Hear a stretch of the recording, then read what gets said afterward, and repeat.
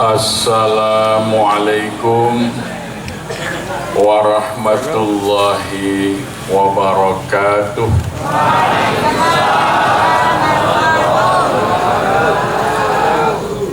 Alhamdulillahil qail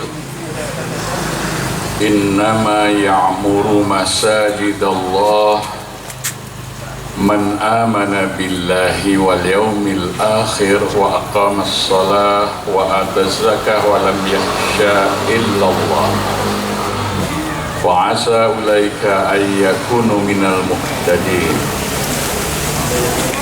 Asyhadu an la ilaha illallah wahdahu la syarikalah wa asyhadu anna Muhammadan abduhu wa rasuluh. Allahumma salli wa sallim wa barik ala sayyidina Muhammad wa ala alihi wa sahbihi ajma'in, amma ba'd. Raditu billahi rabba wa bil islami dina wa bi Muhammadin nabiyya wa rasula. Rabbi zidni ilma warzuqni fahma. Amin. Para sesepuh bini sepuh, para alim ustaz kiai ingkang dahat pinabekten, pengurus takmir Masjid Al-Islam Segoroyoso lan ugi sedaya jamaahipun,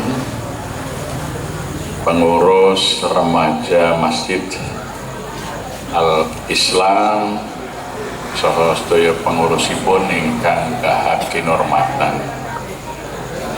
Alhamdulillah, muji syukur datang Allah Subhanahu wa taala. Dalu menika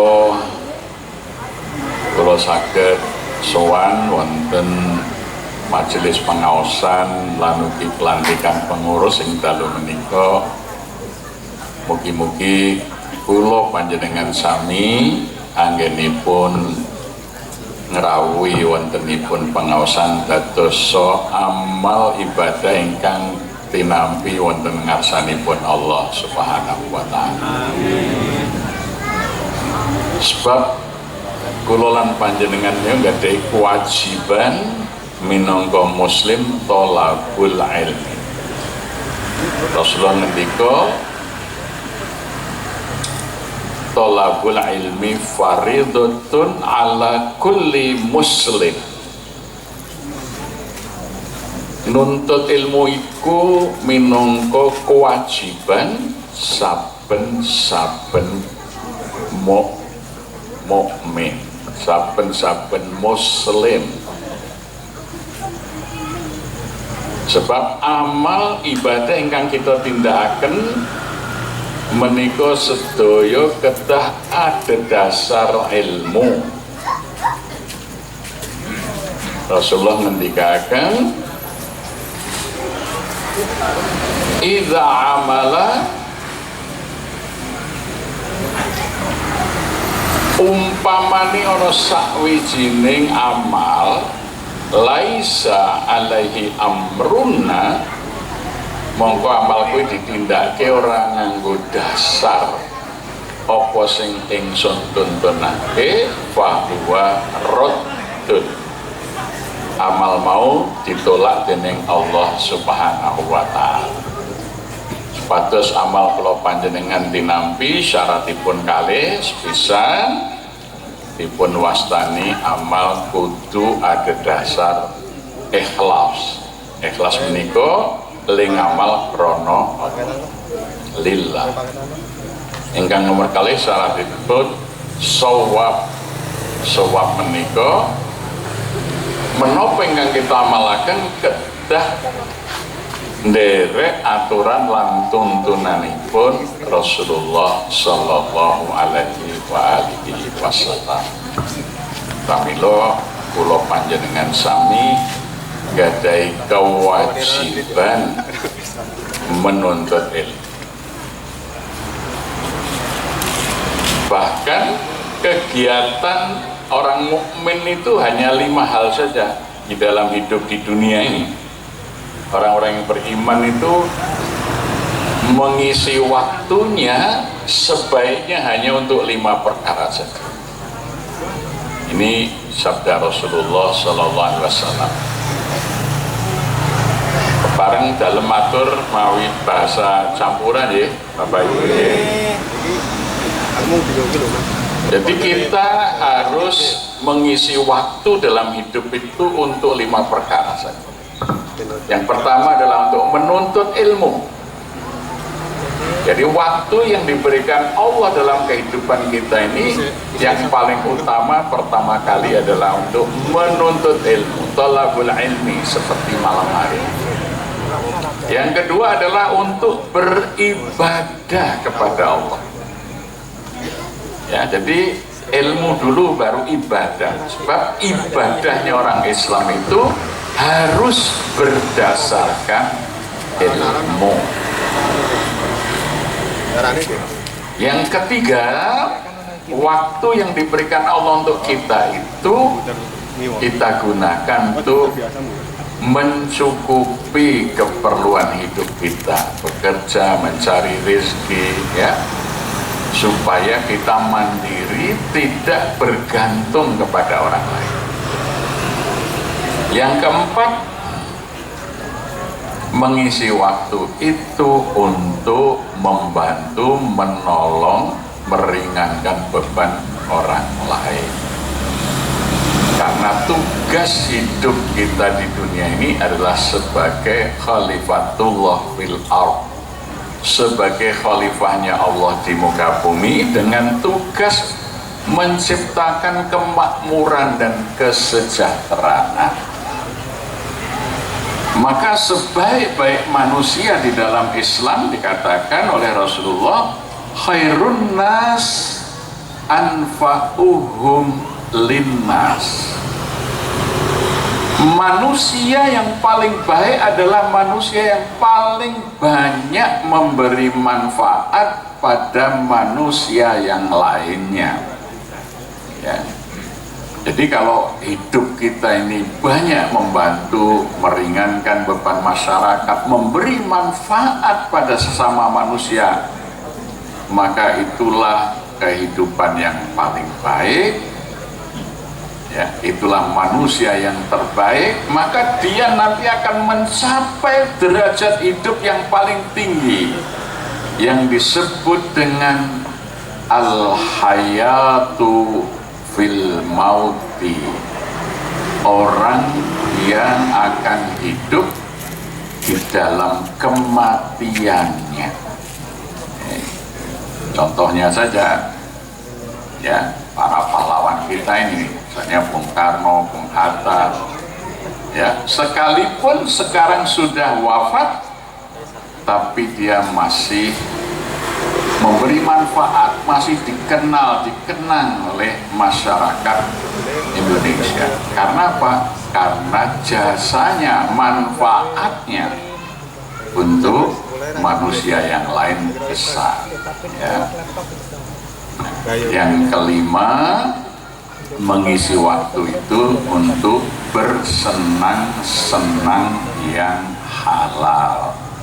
Jadi hidup di dunia ini tidak boleh susah.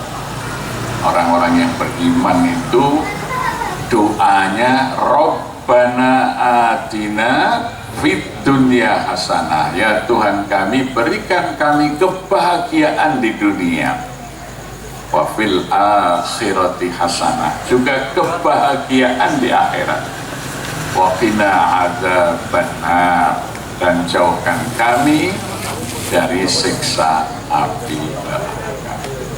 Nah, malam ini kita di samping taklim tadi menyaksikan pelantikan pengurus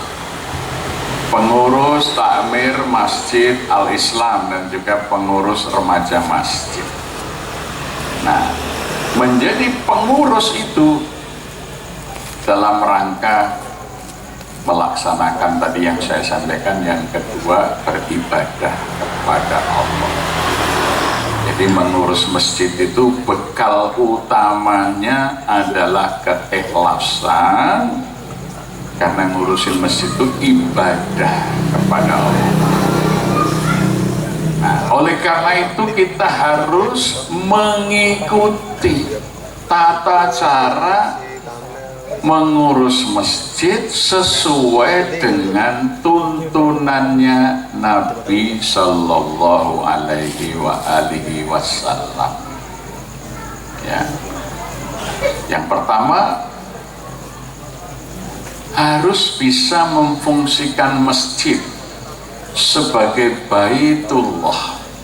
Masjid itu rumahnya Allah di bumi. Rasulullah menyatakan, ya, masjidun buyutillah fil ardh. Masjid kuwi daleme Allah kang ana ing bumi. Masjid itu adalah rumah-rumahnya Allah, buyutillah, rumah-rumahnya Allah di bumi, agar setiap manusia itu memenuhi panggilan Allah, menghadap Allah di rumah Allah, itu di masjid, ya. Maka tugas dari takmir itu yang pertama melayani orang yang akan bertemu dengan Allah, melaksanakan panggilan Allah ibadah, maka harus terlayani dengan sebaik-baiknya. Kalau menurut tuntunan Nabi itu, dan sampai hari ini masih dilaksanakan, masjid itu harus terbuka 24 jam. Kalau panjenengan ingkang nate tindak haji utawi umroh, ya, Masjid Nabawi, Masjidil Haram, Masjid Kuba lan masjid-masjid sak kiwatenipun ing Madinah, Makkah menika boten wonten nek dalu masjide peteng dedet. Masjid menika terang benderang, ya, supados tiang-tiang menika remen lan rumaos tentrem menawi badhe ibadah wonten masjid senadyan ing wekdal dalu. Ya. Jadi tadi saya berangkat dari bandara, mulai masuk Pleret ke sini ini banyak sekali warung-warung jualan dengan lampu yang terang benderang. Masa wong dadol sate we lampune padang kok masjid malah peteng. Mergone pengerusnya rada udil, eman-eman le bayar listrik gitu. Padahal masjid itu harus menjadi tempat yang paling terang di antara lingkungannya. Itu sunnahnya Rasulullah. Kalau kita pergi ke Madinah, pergi ke Makkah, bangunan yang paling terang benderang di malam hari yang masjid-masjidnya. Malnya sudah tutup, toko-toko tutup, kantor tutup, masjidnya masih terbuka, lampu-lampunya masih terang, sehingga orang itu kapan saja akan beribadah di masjid, ya, itu merasa nyaman. Itu masjid sebagai baitullah. Karena apa? Manusia itu seperti laron, dia senang tempat yang terang. Orang-orang yang baik itu senang tempat yang terang, ya. Makanya biasanya orang itu mengundang orang datang dengan lampu, ya, tadi lewat di lapangan Pleret, ya, atau lapangan Wonokromo sana itu ada pasar malam kan. Pasar malam itu kan lampunya itu mesti terang, malah kadang-kadang ada sokle sebagai penanda bahwa di situ sedang ada, ya, kegiatan pasar malam. Orang datang, nggak ada pasar malam kok gelap. Nah, membuka pasar saja terang benderang, apalagi kalau kita mengurus masjid, lebih-lebih masjid yang posisinya di pinggir jalan seperti Masjid Al-Islam. sehingga orang yang lewat tuh merasa ayem. Ya, jadi dulu ketika Jogokarian itu ya tahun 99 saya jadi ketua takmir, yang pertama saya lakukan adalah membuka masjid 24 jam, lampu terang benderang, ya, kamar mandi dan lain sebagainya kita siapkan untuk siapa saja yang lewat, yang ingin singgah untuk mampir, ya, beribadah, ya. Nah, waktu itu sebelum kita buka 24 jam masjid itu, biasanya yang sholat berjamaah itu hanya warga sekitar. Warga itu kalau ke masjid berangkatnya tergesa-gesa, adzan gitu baru siap-siap terus berangkat, biasanya sarungan. Sarung kira no sae, ini mesti ora sangu. Apa yang terjadi? Infaknya sedikit, apalagi keliru ditulis kotaknya, kotak sodakoh gitu ya. Sebab kalau sodakoh itu kebaikan berupa apa saja, itu disebut sodakoh.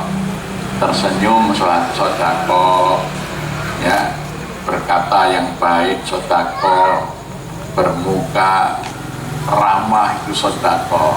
Tapi kalau infak adalah kebaikan berupa harta. Maka kalau kotak sodakoh tulisannya, orang datang ada kotaknya cuma tersenyum, oh wis sodakoh, kotak emang dia semi ora diseni, ya. Nah, apa yang terjadi ketika kita buka 24 jam, kemudian di depan masjid itu saya sediakan warung angkringan 24 jam, sehingga kalau ke masjid atau mampir lah, nanti mampir wedangan gitu ya, otomatis ke masjid bawa dompet, sehingga infaknya itu melonjak. Jadi ketika masjid tutup habis isya, lampu mati itu, waktu itu infaknya setahun itu hanya 8.640.000. Nah, setelah masjid buka, lampu terang, banyak orang mampir, meskipun cuman awalnya numpang ke kamar mandi, kamar mandinya bersih, bagus, ada airnya, ada gantungan bajunya, ada sabunnya. Maka kemudian menjadi jujukan, meskipun Masjid Jogokarian itu di tengah jalan kampung, bukan di pinggir jalan protokol ya.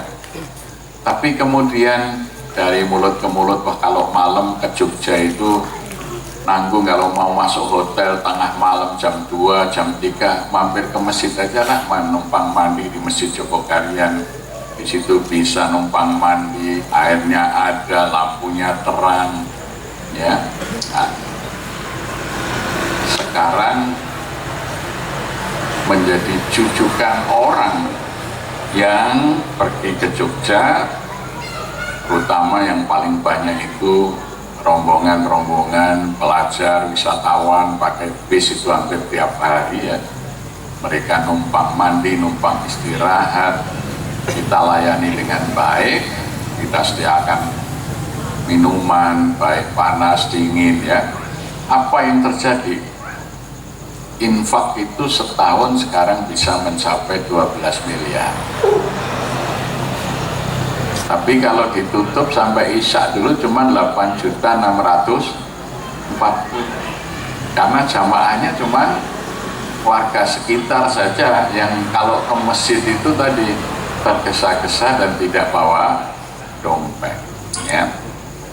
Nah, apalagi kawasan Segoroyoso ini kan punya sebuah modal, di mana di sini adalah pusat, satu secara historis sangat bersejarah, karena Segoroyoso ini dulu adalah ya bendungan yang dibangun oleh Sultan Agung Hanyokrokusumo pada tahun 1627 sampai 1631. ketika Sultan Agung mempersiapkan perlawanan pasukan Mataram ini kepada VOC Belanda yang sudah mengambil alih wilayah Jayakarta yang kemudian diganti dengan nama Batavia. Karena Belanda punya armada pasukan laut yang kuat, maka Mataram harus membuat tempat geladen latihan ya untuk perang di laut. Bagaimana? Maka dibendunglah Sungai Opak. Ini menjadi Segoroyoso, menjadi laut buatan. Artinya Masjid Al-Islam yang berada di titik historis ini bisa menjadi daya tarik untuk dikunjungi orang kalau misalnya nilai-nilai kesejarahan itu bisa dimanfaatkan, dioptimalisasikan. Seperti Jogokarian itu ya hanya satu kawasan yang dulu menjadi huniannya prajurit Jogokaryo zaman Kesultanan Hamengkubuwono I. Ya, baru ditempati oleh prajurit-prajurit Jogokarian itu pada masa Hamengkubuwono keempat ya, itu ketika benteng Baluwerti sudah penuh sesak, maka prajurit-prajurit dipindah keluar benteng ya. Salah satunya Bergodo Jogokarya itu diletakkan di paling selatan, paling pinggir karena jumlah anggotanya paling banyak. Itu pada tahun 1822 ya, tumbuh jadi kampung. Nah, sedikit tentang riwayat Jogokarian ini kita manfaatkan, kita unggah ya. Bahkan orang menjadi penasaran ketika tanya. Yang pertama, kok masjid kok namanya Jogokarian gitu. Itu menjadi pertanyaan setiap tamu dari mana-mana ya. Namanya apa? Ya namanya Masjid Jogokarian karena memang masjid ini dibangun dan terletak di kampung Jogokarian. Kampung Jogokarian itu dulu adalah palungguh bagi prajurit Jogokaryo ya. Nah, itu saja sudah menjadi daya tarik ketika kita bisa menarasikan, menceritakan bagaimana peran prajurit Jogokaryo di dalam kehidupan Kesultanan Ngayogyakarta Hadiningrat. Maka kemudian kita bisa menjadikan itu sebagai sumber daya. Contohnya kita kemudian membuat peci Jogokaryo ya. Kalau saya pakai peci hitam itu yang untung orang Gresik karena itu merek Awing, Presiden apa kan pengajinya yang banyak di Gresik, ada sedikit di Wonokromo ya. Tapi ketika peci ini kita kenalkan peci Jogokaryo, sekarang ini 30 kepala keluarga di Jogokarian bisa hidup menjadi pengrajin peci ini ya, sudah ekspor sampai ke Brunei, ke Malaysia ya. Penjualan peci ini di masjid satu hari rata-rata 150 piece, belum yang online ya. Apalagi Segoroyoso ini dengan sejarah yang panjang, Masjid Al-Islam Segoroyoso ini tidak boleh lekat, tidak boleh lepas Segoroyosonya itu satu identik dengan kerajaan Mataram Islam, kedua identik di sini dengan tempat penyembelihan ya sapi dan lain sebagainya. Nah, itu harus ditampakkan sebagai identitas dan ciri dari Masjid Al-Islam Segoroyoso. Ini nanti akan menjadi salah satu daya tarik orang datang ya. Nah, maka bisa membuka ruang untuk usaha.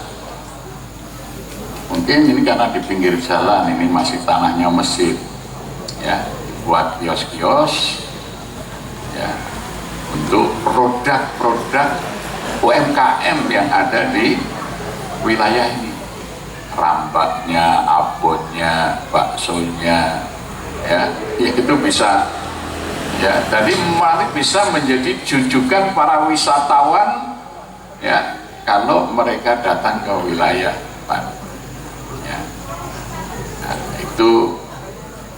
masjid dibuka 24 jam, disediakan layanan bagi para pelintas, para musafir, orang-orang yang mampir. Ini masih tempat parkirnya luas ya. Nah, nanti bisa di sini dibuka, ada angkringan, ada mie Jawa, bakso buka malam hari, masjidnya akan ramai ya. Jadi masjid memakmurkan dan masjid akan dimakmurkan ketika masjid itu membuka ruang publik yang luas. Maka saya sarankan jangan sekali-kali berpikir membuat pagar. Jadi masjid itu kalau dipagari, orang yang lewat mau singgah itu sudah sungkan. Banyak masjid yang besar bagus dipagarin ya, maka kalau orang lewat dilewati saja. Satu contoh itu Masjid Agung Bantul, masjidnya besar, tempat parkirnya luas, tapi dipagar keliling sehingga orang-orang yang mau ke bandara malam hari, siang itu sungkan mau singgah. Akhirnya jamaahnya ya cuman sedikit, jamaah yang sudah familiar. Coba itu kalau pagarnya dibongkar, dibuka, kemudian di situ digunakan untuk pengembangan UMKM, ada pameran produk di lingkungannya, ada event, itu akan menjadi pusat kegiatan masyarakat. Masjidnya pasti akan makmur ya. Tidak boleh masjid dipagari ini, karena itu sudah membatasi rasa orang yang mau datang itu, sepertinya tidak welcome ya. Maka dulu saya dari ketua takmir Masjid Jogarta, yang pertama saya lakukan adalah membongkar pagar, kemudian membuka masjid 24 jam, nyalakan lampu malam hari terang ya. Nah, yang mohon maaf, kalangan-kalangan yang sepuh itu karena ya pengalaman dan wawasannya yang sering sangat terbatas, itu dulu kalau malam itu saya dipanggil, ini sudah jam 12 malam kok masjid masih terbuka, lampu kebiar-kebiar. Nah, maka saya diam saja. Kalau orang sepuh ngendiko itu tidak saya bantah, saya diam ya. Beliau kemudian mematikan lampu masjid, mengunci pintu, ya saya biarkan saja. Tapi beliau mundur, saya buka lagi, saya nyalakan, gimana gitu ya. Nah, setelah akhir bulan saya laporkan, Pak, dulu ketika masjid ini belum dibuka infaknya sekian, sekarang setelah dibuka itu infaknya meningkat sekian. Akhirnya ya wis nek ngono itu selesai. Jadi jangan dibantah kalau orang tua, tapi jangan diikuti kalau tidak benar gitu. Jadi kalau ngendiko jangan dibantah orang tua, kalau dibantah marah ya, dengerin aja. Tapi kalau pemikirannya ya mohon maaf, biasanya kalau sudah sepuh itu karena sudah terbatas ya, bekerja juga sudah pensiun atau sudah mulai start, penghasilannya sedikit, sehingga dia memikirkan masjid itu, memikirkan dirinya sendiri. Ini nanti kalau buka 24 lampu terang, listriknya banyak, ini boleh duit piye, nah gitu. Jadi orang tua itu menjadi kikir karena sebetulnya dia agak terbatas lagi kemampuan ya. Ingin banyak kebaikan tapi kemampuannya terbatas ya. Seperti contoh presiden kita ini, Pak Prabowo ini kan sudah sepuh, sudah lansia, maka ingin berbuat baik untuk rakyat, tapi sudah kesel. Akibatnya apa? Kabinetnya banyak yang suruh bantu, akhirnya lahirlah kabinet yang gemuk, kementeriannya sampai 100 ya. Karena apa? Karena memerlukan bantuan banyak orang, karena seperti saya ini sudah jalan jauh saja sudah nggak kuat, perlu dibantu pakai kursi roda. Itu sudah psikologi lansia ya. Amerika itu negara yang besar, kementeriannya cuma 15 ya, kita ini kementeriannya mencapai 100 ya. Nah, karena apa? Keinginannya banyak, kemampuannya terbatas. Nah, di masjid-masjid sering begitu Kalau pengurusnya yang sepuh-sepuh, ya, kemudian kita yang muda hanya usul, Pak, listriknya malam jangan dimatikan, Pak, pintunya jangan dikunci. Kalau hanya matur begitu, pasti akan dihadapi macam-macam, kowe cah wingi sore gitu, ya. Tetapi kalau kemudian kita sahabat kita dukung bahwa jangan khawatir, urusan listrik nanti kita yang bayar, ya, urusan keamanan nanti kita yang jaga, ya, jadi Bapak nggak usah berpikir. Nah itu insya Allah menjadi ringan. Ini coba kalau saya lihat lalu lintas di sini sampai malam ramai, ya.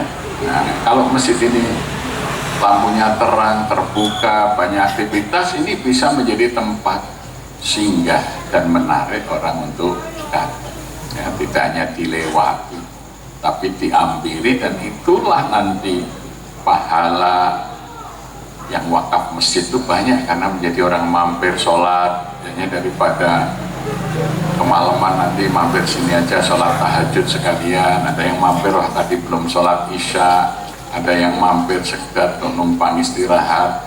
Nah ini bisa menjadi area publik yang ya nyaman bagi masyarakat.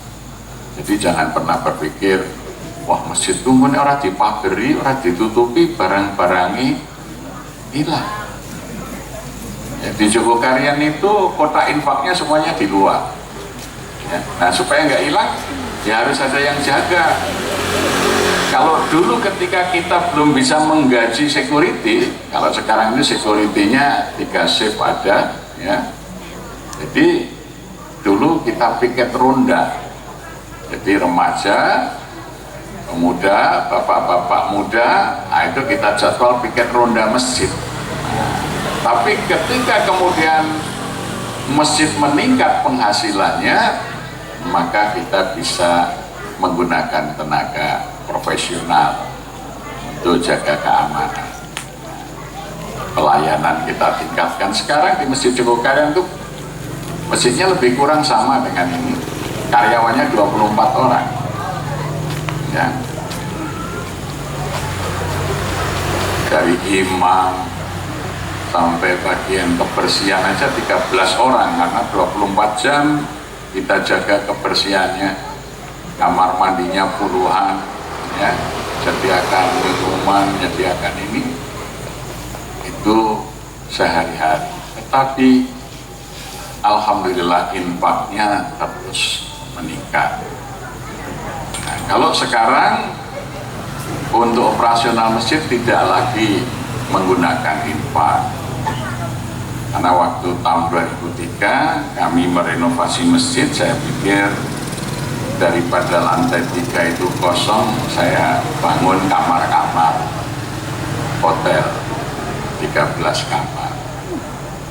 Karena Jogja itu kota wisata, kalau sudah liburan weekend itu banyak hotel yang kurang kamarnya. Tahun 2003. Nah sekarang dari kamar-kamar hotel itu dikurangi untuk biaya listrik, gaji karyawan, itu masih surplus lebih kurang 30 sampai 40 juta sebulan surplusnya, ya. Sehingga infaknya tidak digunakan untuk bayar listrik, untuk gaji pegawai, tidak, tapi digunakan untuk kepentingan masyarakat.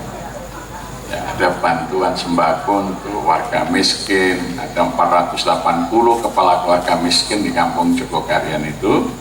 Nah kita memberikan bantuan sembako setiap 15 hari, masih ada ATM beras, bagi yang kehabisan beras di rumah bisa mengambil beras ke masjid. Kalau menjelang Ramadan itu kami membagikan subsidi sahur, jadi warga-warga yang kita anggap perlu mendapat subsidi dari masjid, mendapat beras, minyak goreng, gula teh, telur, gitu ya, supaya kalau pagi-pagi masjid membangunkan sahur, mereka bisa makan sahur. Masih kami sediakan makan sahur gratis setiap malam. Kalau di awal Ramadan paling sekitar 300 piring. Tapi kalau sudah di akhir Ramadan itu bisa mencapai 1000 piring lebih untuk sahur bersama.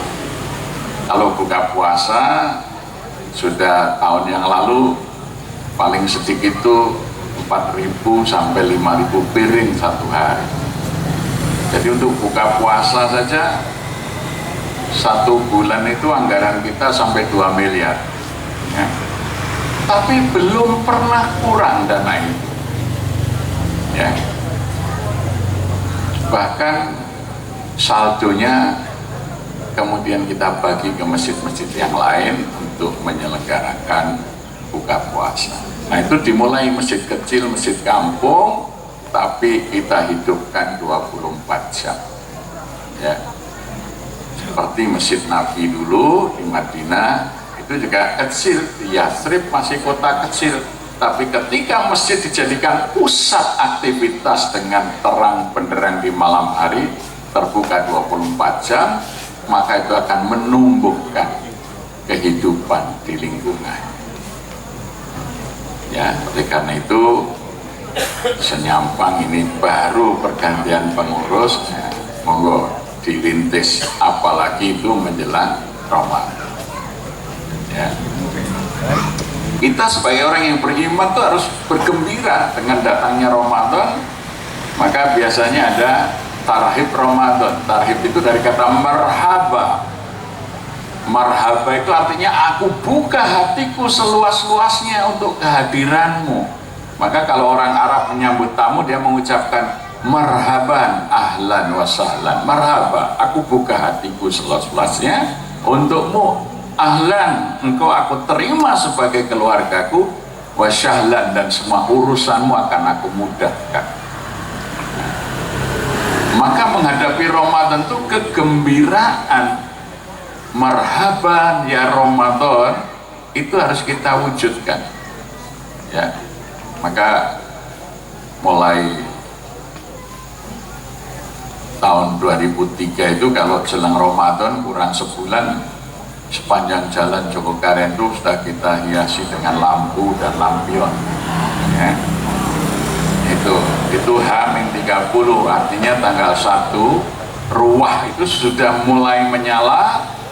Nah, dekorasi jalan kita pasang gapura, pasang lampion, itu sebagai pemanasan masyarakat. Oh, ini sudah mau Ramadan, sudah harus mempersiapkan untuk buka puasa, untuk taraweh, untuk ini. Makanya ya belum mulai Ramadan sudah datang orang, Pak, ini kebutuhan berasnya 1 bulan berapa selama Ramadan? Ya paling 2,3 ton. Oh ya, dah saya sekian kintal, saya ini sudah datang sendiri. Kebutuhan gulanya berapa? Datang, karena mereka sudah mengetahui kita sudah mempersiapkan diri. Ya, jadi jangan dianggap kedatangannya itu biasa saja Ramadan. Rasulullah mengatakan, ayuhan nas qad adzalaikum syahrun adimun, syahrun mubarakun, syahrun bihi lailatun khairum min alfi syahr. Wahai manusia, telah akan datang kepadamu bulan yang agung, bulan yang penuh keberkahan, bulan yang di dalamnya ada 1 malam yang nilai amal perbuatan itu lebih baik dari 1000 bulan. Nah, maka para sahabat itu sejak bulan Rajab itu sudah berdoa, Allahumma barik lana fi Rajab wa Sya'bana wa balighna Ramadan. Ya Allah, berkailah hidupku di bulan Rajab dan Sya'ban, sampaikan umurku hingga ketemu bulan Ramadan. Sayyidina Umar ibn al-Khattab ketika jadi Amirul Mukminin, dia menghiasi masjid-masjid dengan lampu-lampu yang terang. Padahal waktu itu belum ada listrik ya, lampu dinyalakan dengan minyak zaitun. Tapi masjid-masjid di masa Umar diterangi, sehingga orang mau datang ke masjid untuk sholat malam atau sholat tarawih. Sehingga Sayyidina Ali mengatakan, ya Umar, kuburmu nanti akan diterangi oleh Allah Subhanahu wa ta'ala, sebagaimana engkau telah membuat terang masjid-masjid Allah dalam bulan Ramadan. Nah, jadi tradisi menerangi kampung di bulan Ramadan itu sudah dimulai sejak masanya Sayyidina Umar Ibn Khattab.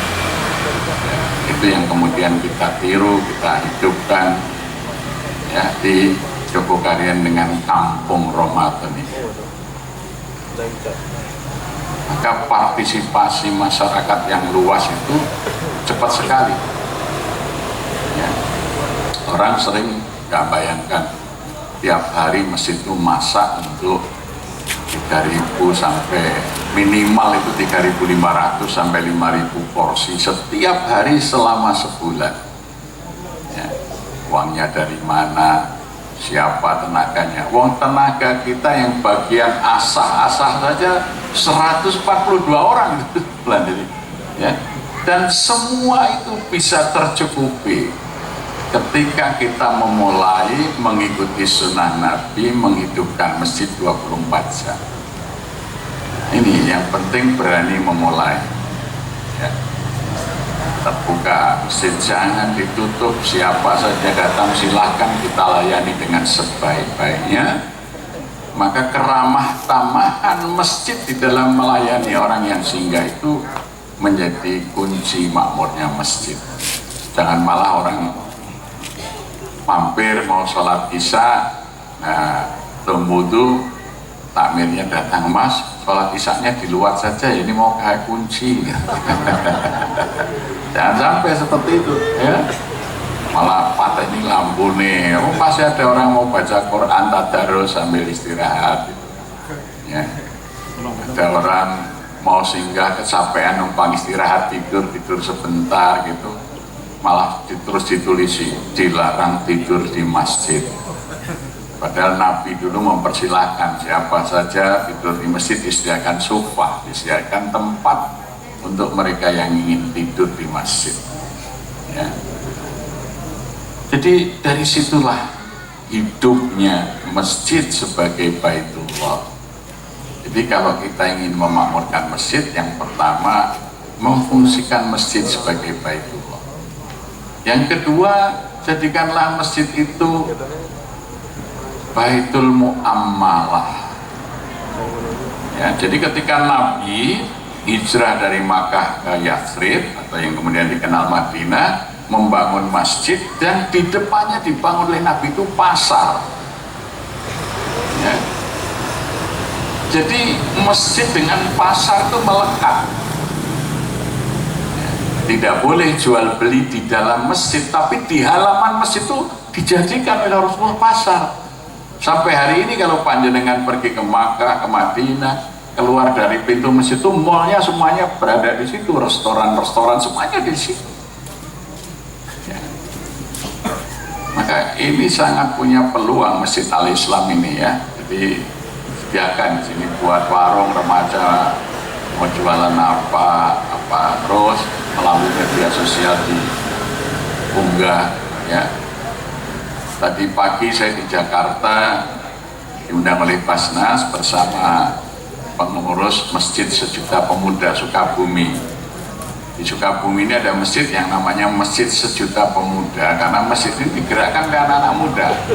Tadinya masjid itu sepi di pedesaan, tapi masjid itu kemudian setiap hari dia menyediakan kopi, disediakan coffee shop dengan ada barista, memang yang membuatkan kopi itu profesional ya.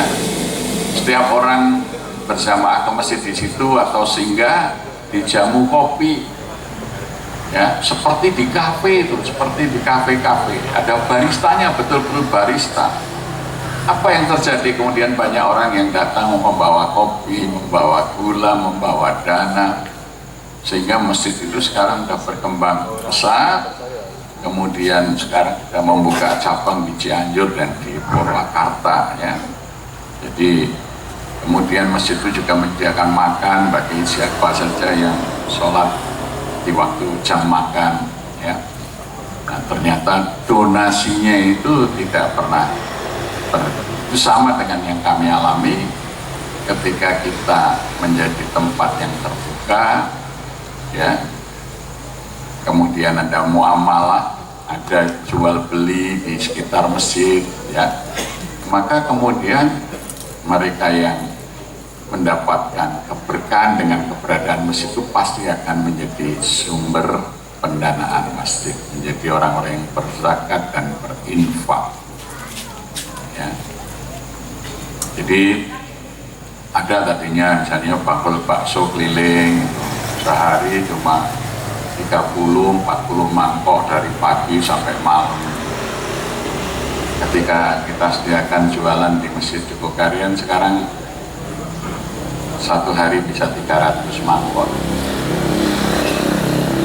Bahkan sering kalau hari Jumat dia menggratiskan bakso sampai 500 mangkok, karena bisa mendapat manfaat dari keberadaan masjid. Ya, saya kira ini sesuatu yang sangat mungkin dilakukan di sini. Ya, kemarin saya dengan Pak Sudi Rianto itu saya matur, nanti Ramadan ini kami akan membuka kios atau depo daging bersubsidi. Jadi kalau warga miskin yang membeli nanti dapat voucher, harganya diskon gitu ya. Jadi nah, ada daging, ada ikan, ada ayam, ya, olahan kayak nugget itu kita beli dan kita jual dengan subsidi. Nah, sehingga Ramadan tahun ini warga miskin itu bisa meningkatkan konsumsi protein yang berkualitas. Ada yang ya membantu ya daging olahan, ada yang membantu ayam frozen, ya. Nah itu nanti berkembang, ya. Jadi jangan sampai masjid itu halamannya luas, dipagerin, malah kosong, nyapu dok orang hasil, ya. Jadi kalau ini kemudian untuk jualan nanti bisa melalui Instagram dikenalkan produk-produk yang kalau Anda mau cari rambak Segoroyoso ke Masjid Al-Islam, ya, Anda mau cari abon ada di Masjid Al-Islam, Anda mau cari bakso, ya, dan lain sebagainya, itu produk itu bisa. Nah ini nanti kita share di media sosial, ya, nanti bisa kita bantu karena kami punya akun namanya Markot Aplikasi, ya, itu sudah ribuan orang yang mengikuti apa yang kita lakukan. Jadi ya ini luar biasa orang yang selalu mengikuti apa yang sedang dikerjakan oleh Masjid Jogokarian. Nah kita selalu mulai mengembangkan masjid-masjid yang lain. Insya Allah ini kita video nanti saya unggah pengajian ini di aplikasi Merbuat. Insya Allah nanti yang menyaksikan tidak hanya dari seluruh Indonesia tapi juga dari Malaysia, dari Brunei gitu ya. Nah nanti di sini bisa dipromosikan Masjid Al-Islam itu remajanya punya produk apa, ya, di sini. Nah itu nanti sudah tersiar, jadi nanti orang bisa menjadikan salah satu tujuan kalau berkunjung ke Jogja, ke Segoroyoso, ke Masjid Al-Islam, mau cari oleh-oleh misalnya dari produk keramba, abon atau apa, ya. Nah itu bisa, ya, dikelola dengan baik menjadi bagian dari badan usahanya masjid. Bahkan mungkin mereka ingin belajar bagaimana penyembelihan sapi, bagaimana nanti penyediaan sapi kurban, kambing kurban, kan di sini ahlinya, ya. Nah itu bisa kita sampaikan kepada publik yang luas, ya. Nah melalui media sosial, masjid sebagai baitul muamalah, sehingga punya peran. Masyarakat itu senang sekali dengan keberadaan masjid. Yang tadinya nggak punya kerjaan bisa jadi penjual peci, batik masjid, produk-produk banyak yang sekarang ini laku dijual di Masjid Jogokarian. Kita sekarang membina 160 UMKM masjid, ya. 160 UMKM binaan Masjid Jogokarian sekarang, yang bantuan modal usahanya kita berikan, bimbingan manajemennya kita berikan. Apa yang menjadi hasil dari itu, pembayar zakat. Kalau tahun 2003 itu yang bayar zakat di Masjid Jogokarian itu baru 19 orang. Besaran zakatnya setahun cuma 5 juta. Sekarang ini yang bayar zakat di Masjid Jogokarian ini 659 orang, nilai zakat malnya 3,5 miliar. Ya, jadi siapa yang dulu mustahik, dulu penerima zakat yang kita bina usahanya, kita kembangkan, kita promosikan, nah sekarang mereka sudah menjadi pembayar zakat. Ya, sehingga Masjid Jogokarian ini dijadikan masjid percontohan di banyak tempat. Ya.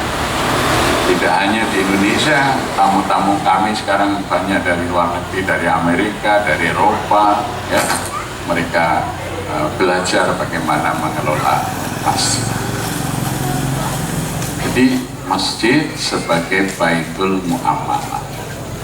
Eman-eman tanah masjid diberi mahal, bangunan masjid mahal kok cuma untuk sholat 5 waktu saja, itu mubadir, itu terlalu kecil ya manfaatnya.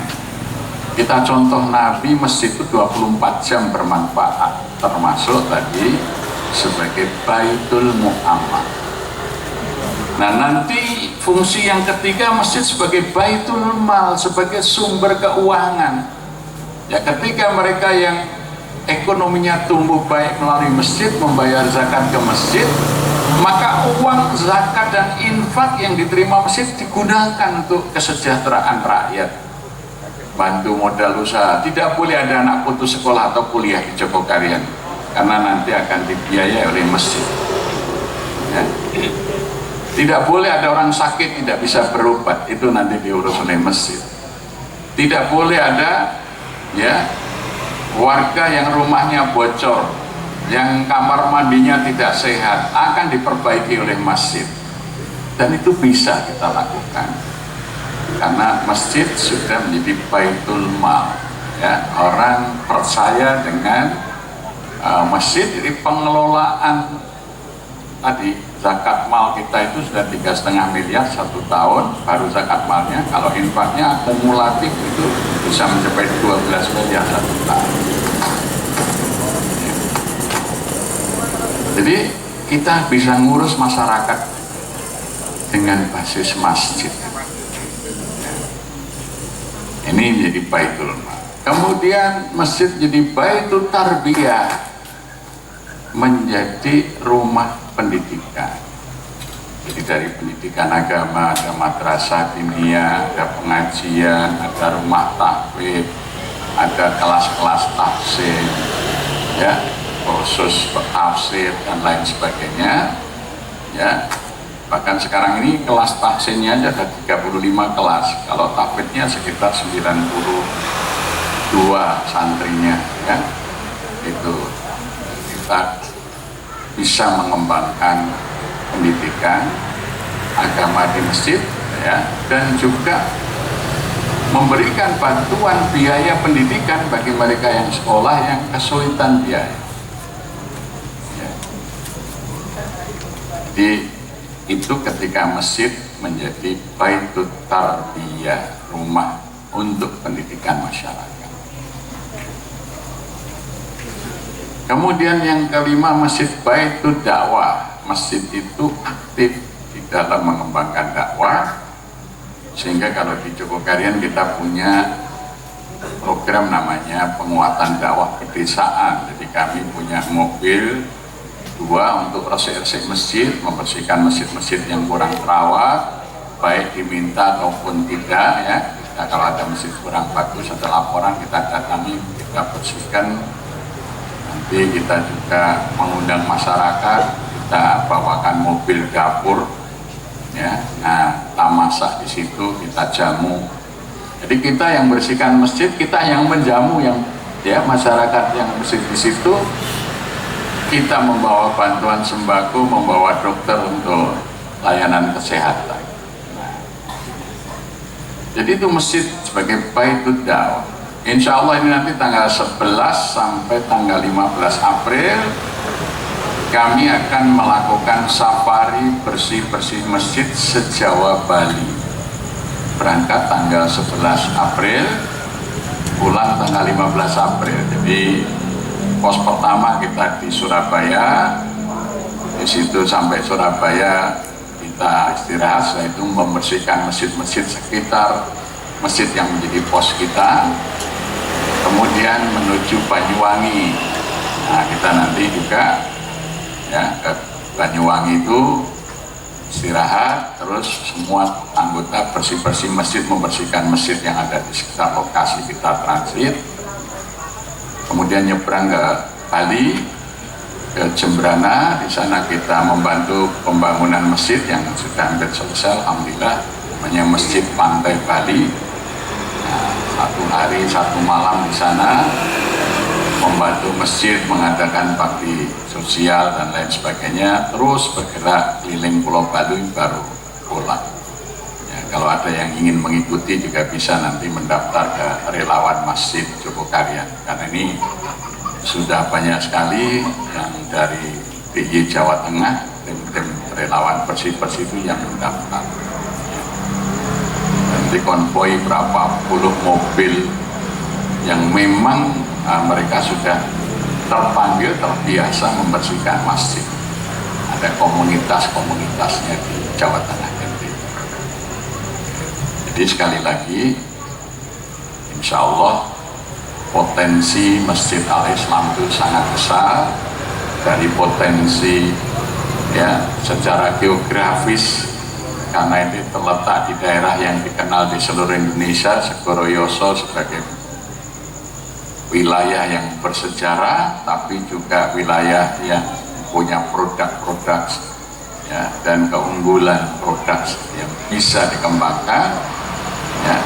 Kemudian saya lihat kepengurusan remajanya juga banyak, mulai anak-anak muda, remaja. Kalau remaja itu kita berikan peran di masjid, kemudian remaja sendiri punya inisiatif, insya Allah ya, itu akan cepat sekali berkembang.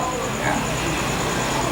Demikian, mudah-mudahan yang saya sampaikan bermanfaat untuk memanfaatkan waktu. Nanti silakan kalau ada yang bertanya ya. Monggo silakan Mas MC, disiapkan mic di situ, mungkin ada bapak-bapak, ibu-ibu atau remaja yang ingin mengajukan pertanyaan, monggo.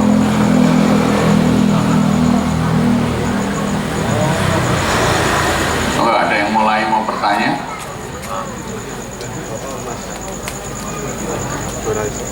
Tuh, tolong mic-nya disediakan. Ada bapak, ibu, mbak, mas, monggo. Nah, biar ngaji kita itu interaktif, silakan. Ada? Monggo, silakan.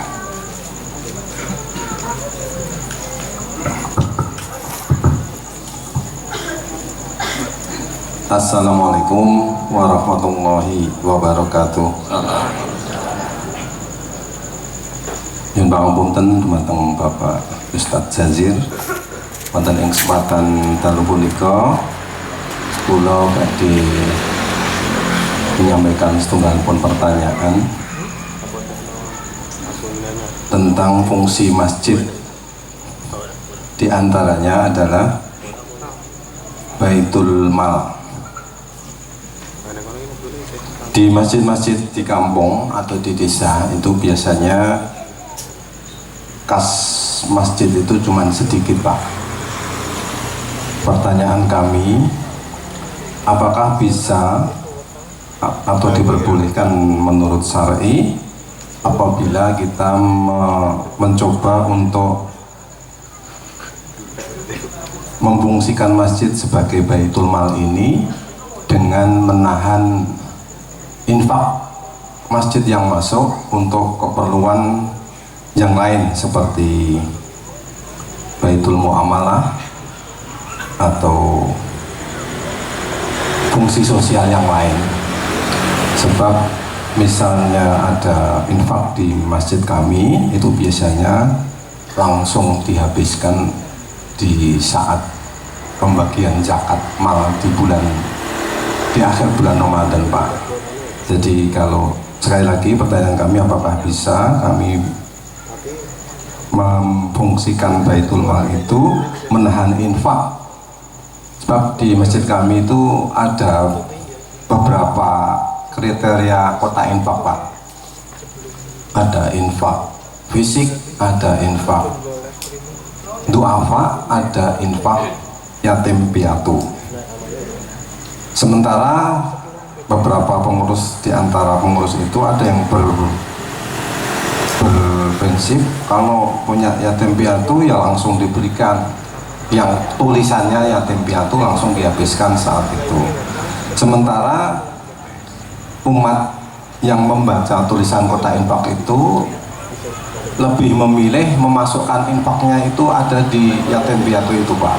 Sementara infak yang lain sangat kecil, sehingga masjid yang di desa kami itu secara finansial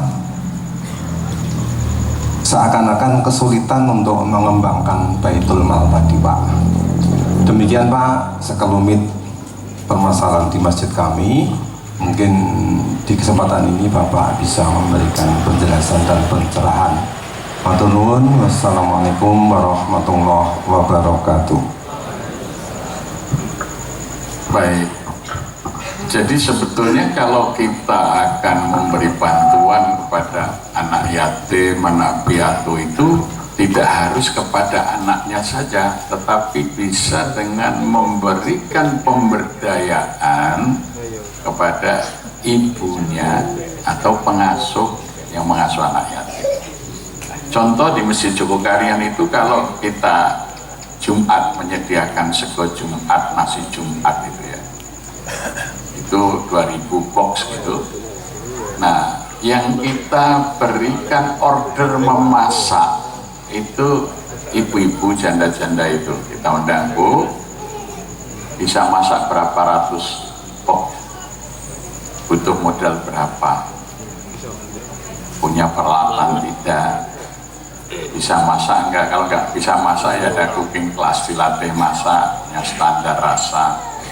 Kemudian kalau enggak punya kompor, berikan kompor, wajan, soblok apa, nanti masjid itu order. Karena Masjid Jogokarian kalau Jumat subuh kita menyediakan sarapan pagi, nanti sholat Jumat kita menyediakan makan siang. Nah, itu dimasak untuk memberdayakan ya tadi ibu-ibu janda-janda yang sudah kesulitan pekerjaan ya. Jadi masjid punya kegiatan untuk pemberdayaan ekonomi mereka, karena biasanya kalau bunda-bunda yatim, orang tua yatim itu punya penghasilan, tentu anaknya itu akan terawat dengan baik. Tapi kalau hanya dibantu langsung konsumtif pada anaknya, tidak berkembang ya. Coba aja misalnya seperti makan bergizi gratis yang sekarang dikembangkan, itu kan pengadaannya diserahkan kepada perusahaan-perusahaan rekanan, nah itu jadi proyek. Coba kalau uang 15.000 itu diserahkan bapak ibunya, maaf ya, bapak ibunya disuruh masak di rumah dengan standar proteinnya sekian ya, karbonya sekian, itu 15.000 itu mungkin malah jadi 3 porsi, malah ya keluarga bisa ikut menikmati. Jadi misalnya 15.000 kali 30 hari berapa? Serahkan pada orang tuanya, anak-anak itu nanti ke sekolah membawa makanan yang dimasak oleh orang tuanya, nanti dikontrol oleh pihak sekolah memenuhi nggak syarat ini. Itu menghidupkan orang tuanya, yang mungkin orang tuanya ini malah bisa ngalap manfaat. Tetapi kalau kemudian itu dikerjakan oleh perusahaan-perusahaan catering ya, nah ini hanya memajukan segelintir pengusaha saja. Ada seorang pengusaha itu yang sehari sekarang ini dapat order rata-rata 250 juta untuk penyediaan makan bergizi itu. 250 juta per hari, sebulan berapa, setahun berapa. Perusahaan itu cepat besar ya. Dan ini nanti sangat rentan untuk terjadinya korupsi. Jadi lebih bagus kalau itu misalnya diserahkan kepada orang tuanya. Jadi dalam hal ini dana yatim piatu itu tidak harus diserahkan pada anak yatimnya, diserahkan kepada orang yang punya tanggung jawab memelihara anak yatim itu supaya dia meningkat kemampuannya, ya, sehingga menjadi anak yatim yang terurus dengan baik. Ya, kami punya program itu, program menyantuni bunda-bunda yatim. Jadi bukan hanya anaknya, orang tuanya yang yatim itu kita berdayakan ekonominya, ya. Jadi itu bisa menjadi baitul muamalah akhirnya, karena yang tadinya nggak punya pekerjaan jadi punya pekerjaan, ya. Bahkan sudah ada yang berkembang dari catering, ya, sudah punya karyawan, sudah bisa melayani manten, mantu sampai ratusan orang yang semulanya kita pesani dari masjid tadi. Tapi kalau uang itu hanya diserahkan langsung secara konsumtif kepada anaknya itu ya habis, ya. Dan itu sumbernya tidak hanya khusus kota yatim piatu, karena anak yatim itu punya hak dari zakat mal, karena asnaf zakat mal itu kan 8, ya: fakir, miskin, yatim, gharim, ibnu sabil, sabilillah, ya, jihad, ya, fisabilillah, kemudian ibnu sabil, ya, orang yang dalam perjalanan, ya. Di Masjid Jogokarian itu tiap hari banyak orang yang datang terlilit hutang. Nah, ini kan ada haknya. Jadi kalau 3,5 miliar 1 tahun dari zakat mal kan 1/8-nya itu bisa untuk gharim, untuk membebaskan mereka yang terlilit hutang. Ya, ada warung itu buka kok laris tapi kok nggak berkembang. Ternyata dia menjadi korban bangkletsit, ya. Kalau tutup itu 15 rentenir nagih, 1 rentenir 50.000. Jadi warung itu keuntungannya 700.000, yang 600.000 untuk nyicil hutang. Nah, maka setelah kita tahu udah berapa hutangnya kita lunasi, nah, sehingga dia tidak lagi harus bayar rentenir, sehingga 700.000 itu utuh bisa diterima untuk keuntungannya. Nah, di mana uangnya? Diambilkan dari zakat mal, karena salah satu asnaf dari penerima zakat mal adalah gharim, orang yang terlilit hutang, ya. Tiap hari ada orang yang ke Jogokarian itu, Pak, saya dari Aceh, Pak, saya dari Sulawesi, kehabisan bekal, nggak bisa pulang. Kami belikan tiket, ya, kapal, travelnya untuk ke pelabuhan, ya, semuanya kita biayai, hampir tiap hari ada. Karena orang yang menempuh perjalanan untuk kebaikan ini juga punya hak atas zakat, namanya ibnu sabil, ya. Yatim jelas, fakir itu orang-orang yang tidak punya pekerjaan yang tetap, ya, kadang punya penghasilan, kadang tidak. Nah, maka mereka kita bantu ketika sedang tidak punya penghasilan, kena PHK, ya. Misalnya ada yang, kenapa Mas, saya baru kena PHK Pak, nah tadinya kerja di mana? Saya ini kerja di toko elektronik, tukang pasang AC, tukang servis AC. Baik, berapa modal untuk membuka servis itu? Ya banyak Pak, bagi kami berapa? Ya paling 12 juta cukup. Baik, kita modalin, kemudian kita publikasikan ke masyarakat. Kalau ada orang mau pasang AC, servis AC, silahkan menghubungi Masjid Jogokarian. Sekarang dia punya banyak anak buah dan berkembang, ya. Anak-anak muda nggak pernah ke masjid, ditanya kenapa kamu nggak ke masjid? Malu Pak. Loh kenapa? Sudah nggak sekolah, belum kerja. Kalau di masjid ditanya kerja di mana, nggak ada jawabannya. Ditanya kuliah di mana, sudah nggak kuliah. Ya sudah, nyoba aja kerja sopir atau apa. Loh Pak Ustadz ini saya itu tidak punya mobil, jadi nggak bisa nyopir. Oke, kos setir kita biayai sampai punya SIM. Nah kemudian masjid mau menyampaikan masyarakat kalau butuh supir, ya ini silakan hubungi. Nah, sekarang udah pada kerja, punya travel, ya dan lain sebagainya. Jadi dari zakat mal itu nanti bisa, dan ketika ini nyata hasilnya, nanti orang percaya datang ke situ. Ya, nampak sekali bahwa uang itu bisa memberi manfaat bagi pengentasan problem-problem masyarakat. Tapi kalau langsung dibagikan kepada anak yatim, jumlahnya apalagi sedikit, ya nggak sampai 3 hari, seminggu habis ya. Nah maka nggak kelihatan hasilnya. Ya, memang yang memberi itu dapat pahala, tetapi akan lebih berpahala kalau kemudian menjadikan anak yatim itu sejahtera dengan apa? Dengan memberi modal ibunya, atau mungkin dia ikut pamannya atau ikut pakdenya yang miskin, pakdenya yang diberdayakan supaya bisa merawat anak. Nah itu boleh. Ya. Gitu. Jadi boleh, apalagi infak. Kalau zakat saja sudah ada batas. Kalau infak untuk apa saja boleh, ya, gitu. Kekeliruannya itu kan dianggap infak masjid itu hanya untuk bangunan masjid. Itu sebenarnya yang dimaksud wakaf, bukan infak gitu ya. Jadi sediakan aja kotak wakaf tersendiri. Ya. Jadi kalau di Jogokarian itu untuk operasional masjid tadi sudah kita ambilkan dari hasil wakaf produktif. Sekarang kami punya 2 hotel, punya 3 bidang sawah. Sekarang kami lagi membangun pabrik roti di Jalan Sisingamangaraja. Nah,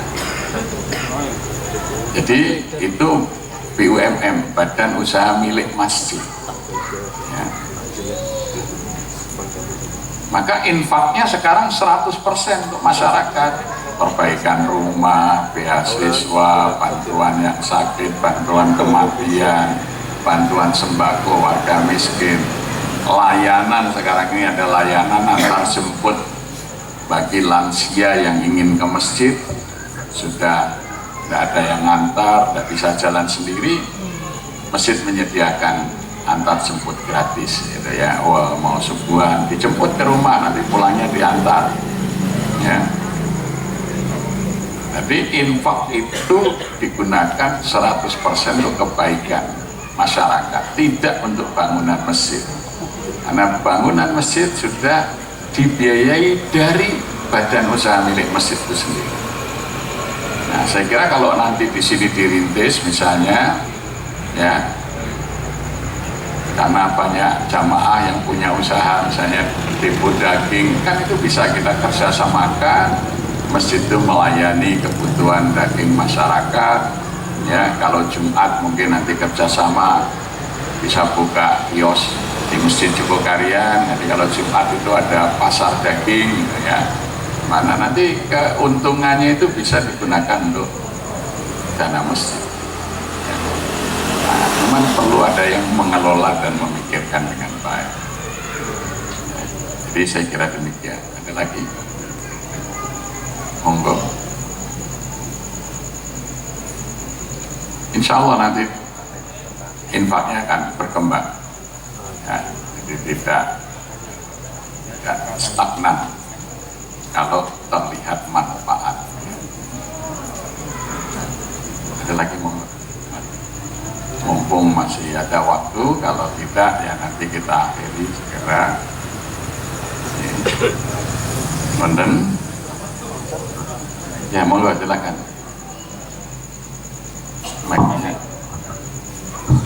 Bismillah. Ngapunten, ini untuk pertanyaannya agak lebih teknis operasional nih. Tadi disampaikan terkait tentang masjid memberdayakan pegawai.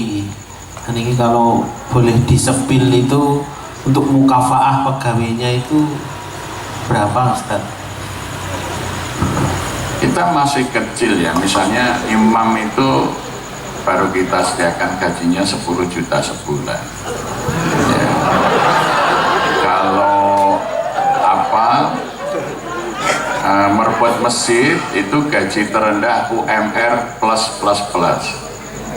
UMR plus beras plus bantuan biaya pendidikan kalau anaknya masih sekolah plus jaminan kesehatan kalau sakit ya itu. Sebab kalau imam masjid tidak dibayar itu tidak ikhlas nanti. Akhirnya imamnya imam jorok-jorokan sampean mawon Pak. Sehingga imamnya kurang bagus. Nah, jadi kita cari imam yang hafal Quran, yang suaranya bagus, kita gaji, sehingga paling tidak 3 kali masyarakat itu belajar Quran yang bagus. Jadi kalau makmum maghrib, makmum isya, maghrib subuh, mendengar bacaan imam yang baik dan benar itu. Jadi ngaji itu, otomatis setiap hari ngaji. Ya, jadi imamnya baca itu, nah makmumnya semuanya mendengar contoh bacaan yang bagus. Tapi kalau imam bacaannya nggak fasih, nanti jamaah yang lain juga penirunya tidak fasih. Jadi imam itu otomatis sebagai guru. Ya, loh 10 juta itu kalau dihitung murah. Di Skoroyo ini ada pengamen nggak? Ada orang ngamen nggak? Diberi berapa? 2.000 orang sini lomo-lomo ya. Bayangkan ya, kalau di Masjid Jogokarian itu imamnya banyak gajinya 10 juta dibagi 30 hari, 1 hari cuma berapa ya, kira-kira 400.000 dibagi 5 kali sholat ya, 400 bagi 5 berapa? 60 loh, kira-kira 60.000 dibagi kapasitas Masjid Jogokarian itu jamaah penuh itu 1.300. Berarti 1 kali makmum itu kan imam hanya dapat dari jamaahnya itu 40 rupiah. Nah jamaah itu ngasih pengamen jreng lagunya nggak selesai 2.000 bilang murah, ngasih imam 40 rupiah kok bilang mahal, itu gimana? Ya coba dihitung itu. Hitung 10 juta bagi 30 hari bagi 5 kali sholat bagi jumlah jamaah kan kecil itu ya. Yang menjadi problem bukan soal besar kecilnya gaji, tapi bagaimana masjid bisa menghasilkan uang. Makanya perlu diurus dengan baik. Jangan sampai wakaf yang ada ini dengan harga yang mahal ini, mohon maaf, hanya menghasilkan pahala akhirat, dunianya tidak mendapat. Saatnya dunianya juga harus dapat. Rabbana atina fid dunya, dunia ini dapat. Makanya bisa digunakan untuk pengembangan usaha. Jadi masjid itu punya penghasilan. Ya. Bahkan ketika kita ngurus warga miskin yang tidak punya beras itu, kami sediakan beras, maka kita ingin menyediakan beras yang baik, ayo beli sawah. Nah akhirnya ada sawah yang dijual di daerah Moyudan Sleman sana, kita tawar, oke, harganya. Kami datang, ketika mau membayar sawah itu pemiliknya nanya, Pak ini nanti balik nama atas nama siapa? Atas nama Masjid Jogokarian. Loh kok masjid kok membeli sawah untuk apa? Kami menyediakan beras bagi 480 keluarga miskin tiap 15 hari. Kebutuhan kami 1 bulan cukup banyak untuk beras, maka kita ingin punya sawah sendiri. Akhirnya pemilik sawah itu bilang, enggak jadi saya jual Pak, saya wakafkan aja, sehingga malah pulang uangnya utuh itu ya. Nah kita sampaikan di media sosialnya Masjid Jogokarian, alhamdulillah kita mau beli sawah malah dapat wakaf sawah. Ternyata kemudian ada orang Jakarta telepon, Pak saya juga punya sawah di Jalan Kaliurang sana, saya wakafkan juga kalau Masjid Jogokarian mau untuk mengelola. Datang lagi orang, Pak saya punya sawah di Kulon Progo, ya saya serahkan ke masjid. Jadi kita malah akhirnya nggak jadi beli. Kita sudah punya tanah wakaf berupa sawah produktif, sekarang ini sudah 3 bidang, yang itu karena program kita memikirkan beras bagi warga miskin. Tapi kalau masjid itu tidak punya program kebaikan seperti itu, ya tidak ada orang yang akan memberi. Karena apa? Kebaikan itu akan menular. Siapa melakukan kebaikan, pasti orang-orang baik akan datang membantu. Ya. Jangan pernah malas mengurus kebaikan itu, pasti nanti banyak orang yang akan datang menolong. Ya. Pernah satu hari ada rumah itu mau di Jogokaryan itu mau dibeli, ya, itu 15,5 miliar. Wah, coba ditututi, dibeli masjid aja. Ketika kita tanya kepada pemiliknya itu, ya kalau masjid mau beli silakan Pak, saya beri waktu 1 bulan. Dia berpikir cari uang 15,5 miliar 1 bulan, tapi ya bismillah saya usahakan. Ya, saya yang mengunggah di grup WA, insya Allah kita akan segera membeli rumah Jalan Jogokaryan 68 15,5 miliar dalam bulan ini. Kita sudah punya modal 50% niat, 50% doa. Mohon dibantu berdoa. Masya Allah, seminggu kemudian saya ditelepon, namanya Profesor Mahmud Zaki dari Surabaya. Ya. Pak Ustadz, kenapa rumah itu harus dibeli? Ya, untuk menyelamatkan masyarakat, karena nanti pembelinya ini. Ya udah, Pak Ustadz ke Surabaya aja. Akhirnya saya diundang ke Surabaya, kita sampaikan kenapa itu harus dibeli. Akhirnya beliau udah kita aja yang beli Pak, digunakan untuk masjid. Ya. Itu hari ke-23 sudah dibayar lunas. Ya. Coba kalau kita nggak memikir itu, 15,5 miliar itu nggak sampai sebulan kita bisa dapat. Karena apa? Karena kita memikirkan menyelamatkan lingkungan itu. Sebab kalau dibeli oleh pembelinya yang semula itu, wah itu bisa mengurangi nuansa dakwah di Jogokaryan. Nah, ini karenanya ada saja jalan. Yang penting kita mulai berbuat baik, maka orang akan ikut dalam kebaikan kita. Bayangkan kita itu buka puasa ini Ramadan tahun ini ya, anggaran kita sekitar 2 miliar, tinggal berapa hari, tapi ya ternyata ya tidak pernah kurang. Padahal kita mungkin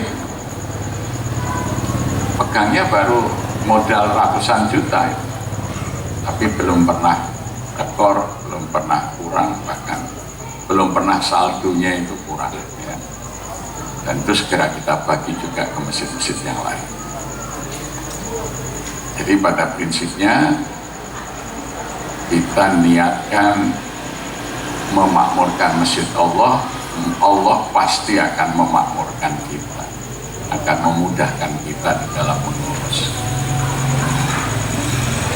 Ada lagi monggo terakhir nih yang ketiga, karena kebetulan saya sudah berangkat dari rumah jam 3 pagi tadi, karena saya harus ke bandara pagi terbang jam 6 sampai Jakarta menuju tempat acara di Hotel Balerong itu perjalanan 2 jam. Ya, itu sampai saya ngisi sampai jam 1 siang, langsung balik ke bandara, terus sampai di sini tadi alhamdulillah setelah maghrib sampai bandara Jogja, terus menuju ini abot-abote ke Masjid Al-Islam. Ya. Alhamdulillah, semula itu karena nggak ada jadwal penerbangan Jogja itu yang bisa sampai di sini maghrib, saya sudah beli tiket Jakarta Solo.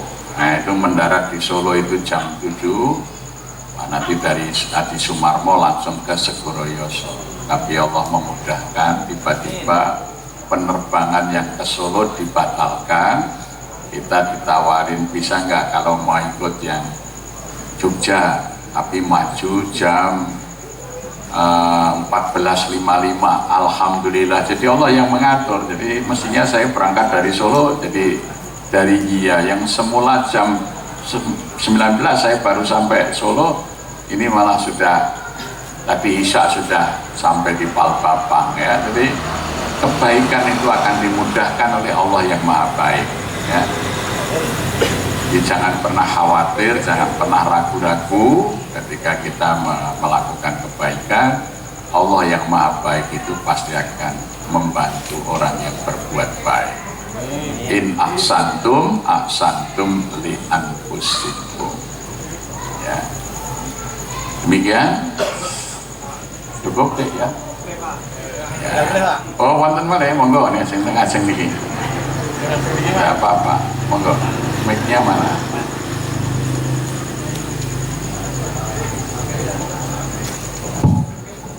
Assalamualaikum warahmatullahi wabarakatuh. Yang saya mau tanyakan Bapak Ustadz, yang pertama adalah untuk manajemen masjid, Pak. Apakah di Jogokarian itu manajemen masjid itu satu pintu ataukah diserahkan pada seksi-seksi yang lain, Pak? Terima kasih. Assalamualaikum warahmatullahi wabarakatuh. Supaya program itu cepat terlaksana, kalau di Jogokarian itu programnya dibicarakan dalam rapat ya. Rapatnya tidak hanya pengurus, kita juga melibatkan masyarakat luas. Jadi kalau rapat kerja Masjid Jogokarian itu yang diundang bukan hanya pengurus tapi juga warga, siapa aja yang mau ikut ya. Kita sediakan hotel, kalau kemarin itu di daerah pantai selatan Gunung Kidul, nginep 2 hari 2 malam di sana. Kita rapatkan kita akan membuat program apa. Setelah disepakati programnya, dibentuk biro-biro, mungkin kalau di tempat lain seksi gitu ya. Nah kemudian setiap seksi ini diberikan kewenangan mengelola keuangannya sendiri. Maka setiap programnya itu disediakan kotak infaknya sendiri. Ini kotak untuk program bantuan beras, kotak untuk bantuan beasiswa, itu dikelola seksinya. Bantuan kematian, kotak untuk bantuan kesehatan, kotak. Sehingga ada 19 kotak infak dan ada 19 nomor rekening yang itu masing-masing langsung di tangan biro atau seksi. Bendahara umum itu hanya mengelola uang dari hasil usaha dan infak Jumat ya. Jadi misalnya untuk sego Jumat, nasi Jumat itu tidak di bendahara, tapi itu khusus sudah ada di bironya yang ngurusin. Jadi semuanya bekerja, semuanya berjalan. Tapi kalau tersentralisir di ketua, nanti ada program ini sudah disetujui ketika harus mengajukan, pas ketuanya atine ora padang, ora di ACC, akhirnya mutung seksi ini ya. Akhirnya sudah ditandangi ketuanya dewi ya. Nanti akhirnya ketuanya itu repot sendiri ya. Rapat-rapat sudah disepakati program ini nggak bisa jalan. Kenapa? Karena yang ditunjuk tidak diberi anggaran ya. Nah, jadi kita lakukan desentralisasi keuangan. Yang penting pelaporannya harus bagus dan kita bisa audit dengan baik, sehingga bisa dipertanggungjawabkan di tengah masyarakat ya. Dan ternyata dengan banyaknya kotak-kotak yang tersedia itu makin banyak juga orang yang berinfak, karena orang datang sehingga ke masjid melihat, oh ini ada tuh bantuan untuk orang yang sakit ya saya bantu. Ada yang tertarik, oh ini kotak untuk anak yatim, ada yang tertarik, oh ini kotak untuk operasional ambulan, bantu. Ini ada kotak untuk bantuan beasiswa, bantu. Akhirnya semua kotak itu ada isinya ya, sehingga kita itu sampai punya 3 karyawan khusus untuk menghitung uang.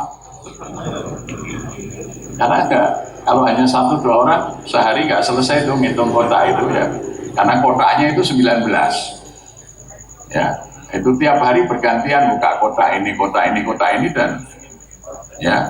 Nah nanti diserahkan kepada seksi masing-masing atau biro masing-masing.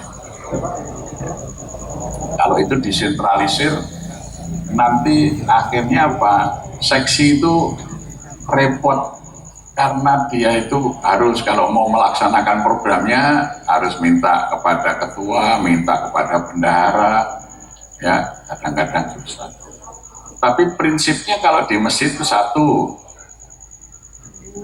uang itu hanya ada di rekening atau kita simpan di brankas masjid. Sebab kalau tidak disimpan di brankas masjid, dibawa pulang pengurus, bisa-bisa laporannya uangnya ada ketika dibutuhkan sedang dipakai gitu.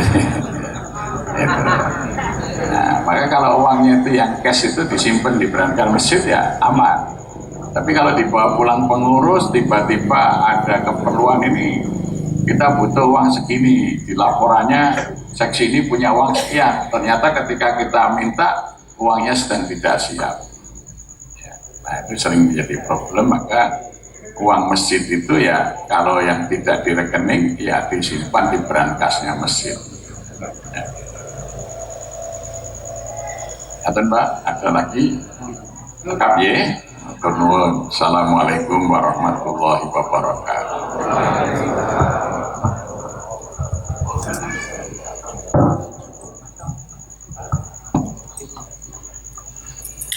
Matur nuwun, Masya Allah saestu awet wedharipun pitutur ingkang insya Allah saestu ageng sanget manfaatipun kagem masjid kula lan panjenengan sami.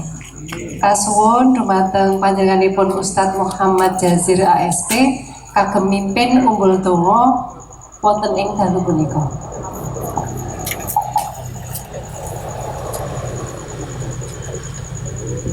Monggo kita awali doa kanthi waosan Ummul Quran Al-Fatihah.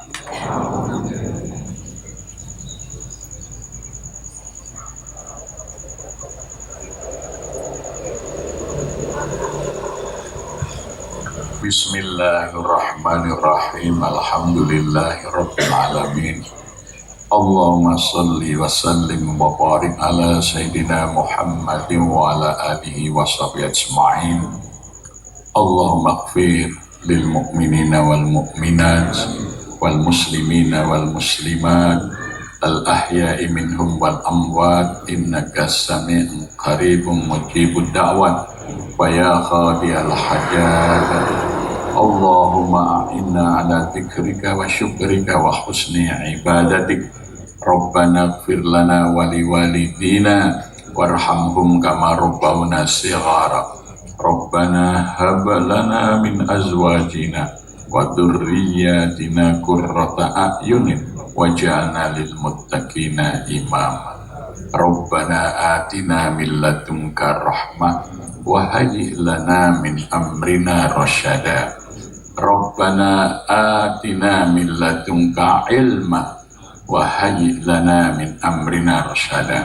Allahumma barik lana fi Rajab wa Sya'ban wa balighna Ramadan. Allahumma barik lana fi Rajab wa balighna Ramadan. Allahumma barik lana fi Rajab wa Sya'ban wa balighna Ramadan.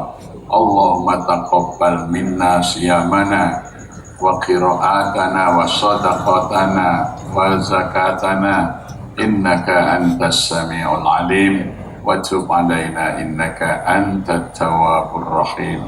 Rabbana atina fid dunya hasanah wa fil akhirati hasanah wa qina adzabannar wa adkhilnal jannata ma'al abrar ya azizu ya ghaffar ya rabbal alamin. Subhana rabbika rabbil izzati amma yasifun wassalamun alal mursalin walhamdulillahi rabbil alamin.